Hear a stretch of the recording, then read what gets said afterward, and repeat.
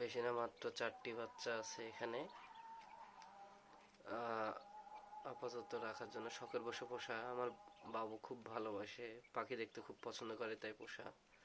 কাগজের ঢোপের ভেতরে light set করেছি একটা চার্জারের মাধ্যমে।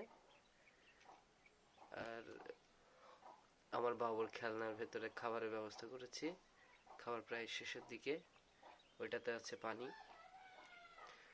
কোনো রকম মেডিসিন ছাড়াই এখনো বেঁচে আছে।